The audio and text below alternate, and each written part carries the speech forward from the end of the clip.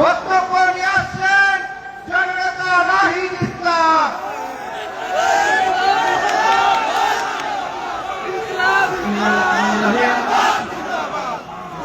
উপস্থিতি, আজকে 11 দলীয় ঐক্যের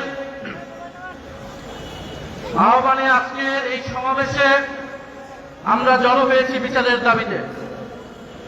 এটা আমাদের জন্য দুঃখজনক, আমাদের জন্য হতাশার যে গণ অভ্যুত্থানের 2 বছরের মাথায় আমাদেরকে বিচারের দাবিতে আজও রাজপথে হাজির হতে হচ্ছে।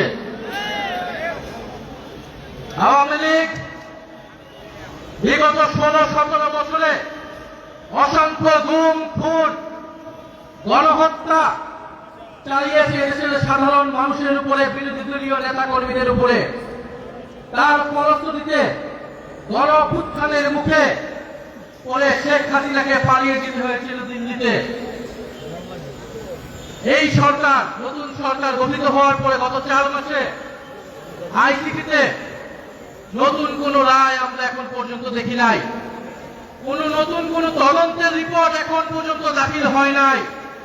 এটা স্পষ্ট যে চিফ প্রসিকিউটরকে বসানো হয়েছে, তিনি দায়িত্ব পালনে ব্যর্থ হয়েছেন। অবিলম্বে তাকে পদত্যাগ করতে হবে এবং নতুন যোগ্য দায়িত্ববান ব্যক্তিকে বসাতে হবে, যিনি আন্তর্জাতিক ট্রাইব্যুনালের মাধ্যমে বিচার নিষ্পন্ন করবেন এবং দল হিসেবে আওয়ামী লীগকে নিষিদ্ধ করার সকল ব্যবস্থা নিশ্চিত করবে। আমরা স্পষ্টভাবে বলতে চাই, গণহত্যার মাধ্যমে আওয়ামী লীগ বিচারের কাঠগড়ায় দাঁড়িয়েছে, আর সংস্কার বাস্তবায়ন না করার ফলে বিএনপি জনগণের কাঠগড়ায় দাঁড় হয়েছে। এই 2 শক্তির বিরুদ্ধে আমাদেরকে এখন সমানভাবে লড়াই চালিয়ে যেতে হবে। সংস্কার, বিচার এবং বাংলাদেশের সার্বভৌমত্ব রক্ষার জন্য 11 দলীয় ঐক্যের নেতৃত্বে আমাদের এই লড়াই সংসদ এবং সংসদের বাইরে আমরা চালিয়ে যাব। আপনারা সেটার জন্য কি প্রস্তুত রয়েছে?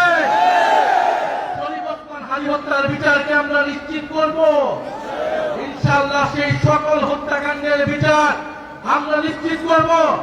এবং আরেকটি কথা বলে দিতে চাই, আওয়ামী লীগ একটি ফ্যাসিস্ট, গণহত্যাকারী এবং সন্ত্রাসবাদী সংগঠন।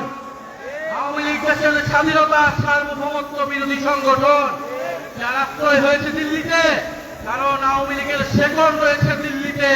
আওয়ামী লীগ একটি ভারতীয় পার্টিতে পরিণত হয়েছে, আগাগোড়াই একটি ভারতীয় পার্টি ছিল। বলে আওয়ামী লীগের দেশে আসার, আওয়ামী লীগের রাজনীতি করার সুযোগ বাংলাদেশে 5ই আগস্টে সমাপ্ত হয়েছে। যারা সমঝোতা করছে, যারা নতুন করে স্বপ্ন দেখছে আওয়ামী লীগকে রাজনীতিতে পুনর্বাসিত করার, তাদের পরিণতি আওয়ামী লীগের মতোই হবে। আমরা স্পষ্টভাবে বলতে চাই, আইনমন্ত্রী বিচার করা না করার কারণে তিনি স্পষ্ট ব্যর্থ হয়েছেন। স্বরাষ্ট্রমন্ত্রী নিরাপত্তা দিতে না পারায় তিনি ব্যর্থ হয়েছেন। তথ্যমন্ত্রী তিনি স্পষ্টভাবে ব্যর্থ হয়েছেন। আওয়ামী লীগের সুশীল সমাজকে তিনি মিডিয়ায় স্পেস দিচ্ছেন। এই সব কিছুই বাংলাদেশের জনগণ দেখছে। আমরা আজকে এই সমাবেশ থেকে বলতে চাই, জুলাই গণহত্যা সহ, শাপলা হত্যাকাণ্ড সহ, পিলখানা হত্যাকাণ্ড সহ সকল গুম, খুন এবং শরীফ ওসমান হাদী হত্যাকাণ্ডের বিচার অবিলম্বে নিশ্চিত করতে হবে। বিচার যদি নিশ্চিত না করা হয়, এই সরকার কোনোভাবে 5 বছরের মেয়াদ সম্পূর্ণ করতে পারবে না। ভাষায় বলতে চাই, আমরা জান দিব কিন্তু জুলাই দিব না। ইনশাআল্লাহ জুলাইয়ের বিজয় হবে। আসসালামু আলাইকুম। সংগ্রামী ভাই।